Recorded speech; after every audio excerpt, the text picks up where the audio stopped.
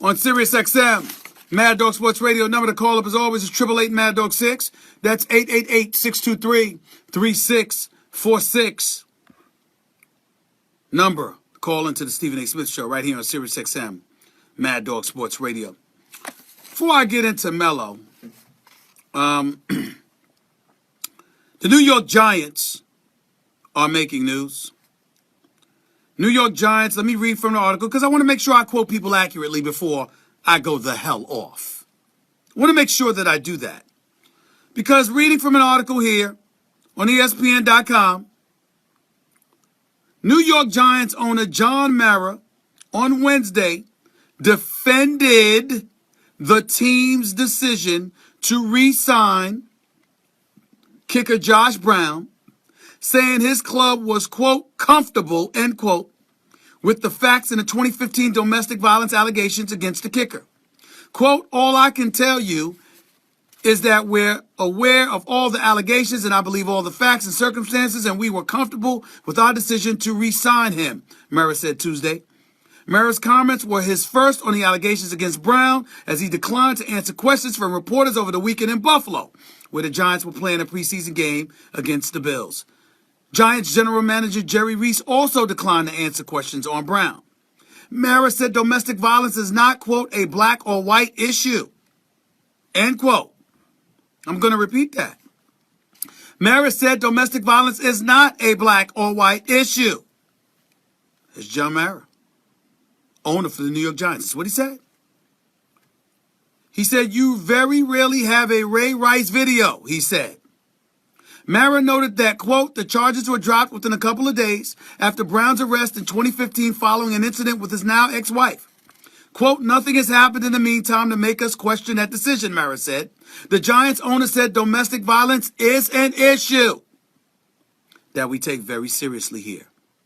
Everybody in this building, players and employees alike, go through a training program on issues like domestic violence and sexual abuse and DUI, he said.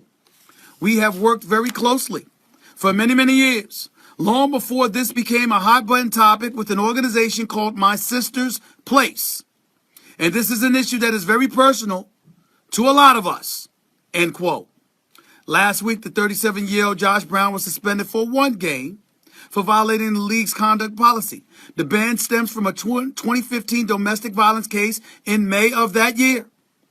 The Giants signed kicker Randy Bullock earlier this week in the wake of Brown's suspension. Bullock was told he was signed to compete with Brown. But here's the thing, ladies and gentlemen, and I want y'all to keep listening. I want y'all to keep listening to this because this is very important. Molly Brown, the Giants kicker's ex-wife, told police that he had been physically violent with her on more than 20 instances over the past several years. But the NFL said last Friday it arrived at a one-game suspension for him in part because the league was unable to gather information from Molly Brown and law enforcement officers during its investigation.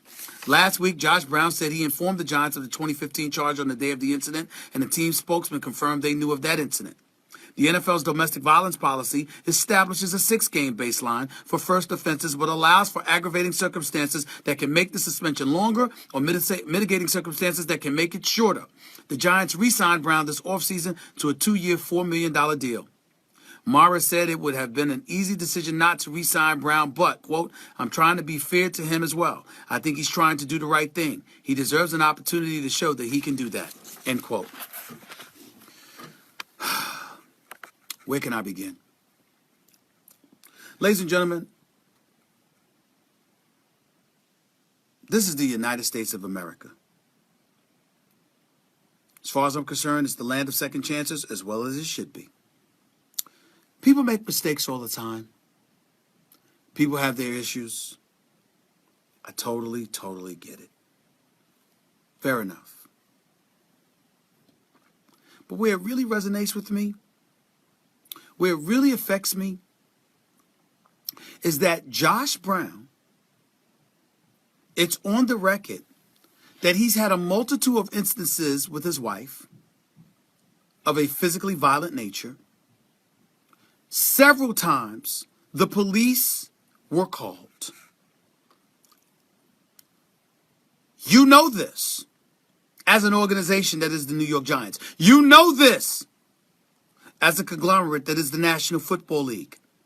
And on top of it all, because of the new domestic violence policy that was implemented, where you had Lisa Friel and others, females, experts in these fields in terms of addressing these matters. Because you're Roger Goodell and you were clearly ill-equipped to handle it yourself, evidenced by the Ray Rice fiasco. You bring these folks in, and you have an opportunity to deal with these issues, and you suspend him one game? Ladies and gentlemen, Ben Roethlisberger was never arrested, never charged, never indicted. Ben Roethlisberger initially got 6 games, and it was reduced to 4. This woman, the ex-wife, is on the record saying he's hit her at least 20 times. I'm saying, if for no other reason than conduct detrimental, if not to the league, to the image of the league, which in essence is to the league, I mean, automatically it should be 2 games. 1 game. And since nobody else wants to go there, I will. If this man was black, would he get 1 game?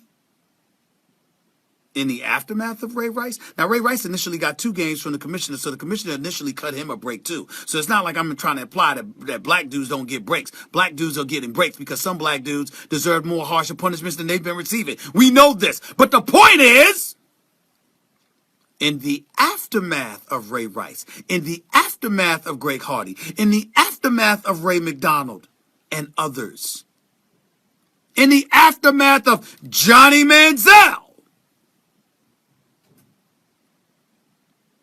you get 1 game? 1? That's it? That's it? Nobody's got anything to say about the New York Giants?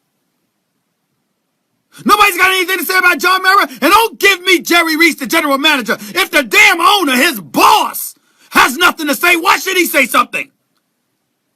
What's he supposed to do? It's not his fault. Don't point the finger at Jerry Reese. This is about John Mara. This is his organization. And you risk getting criticized nationwide because of a damn kicker. A kicker. This ain't Eli Manning we're talking about here, y'all. This ain't even rookie Eli Apple. And the only reason I bring him up is because he's a rookie. I know his parents and his family, they're wonderful. And he seems like a wonderful kid. I'm just bringing him name up because he's a rookie. I'm saying he's a rookie. So a rookie or a 2-time Super Bowl champion, but a rookie that happened to be your first round pick, number 10th overall. None of that. Or anybody in between. This is a kicker. A kicker. Really? Really?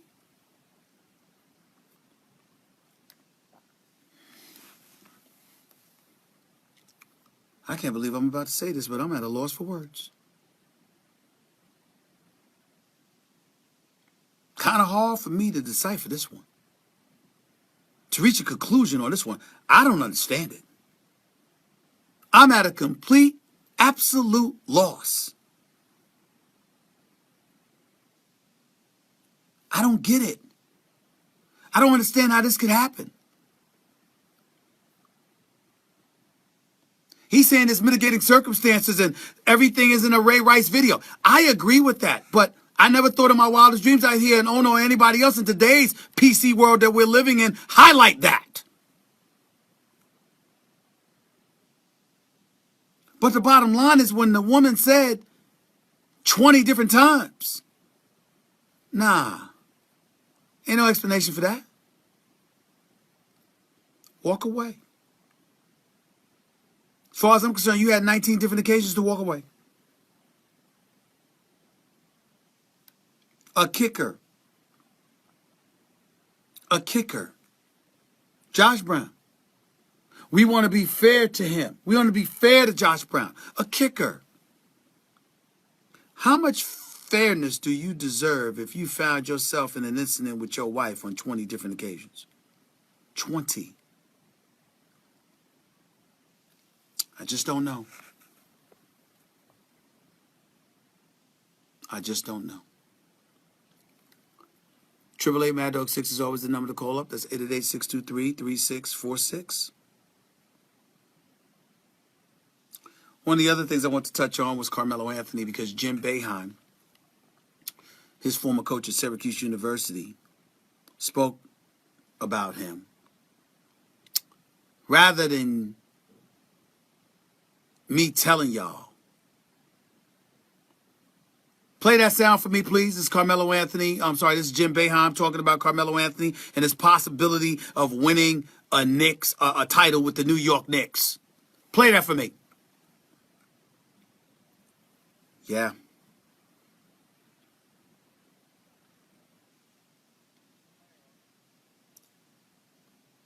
Yep.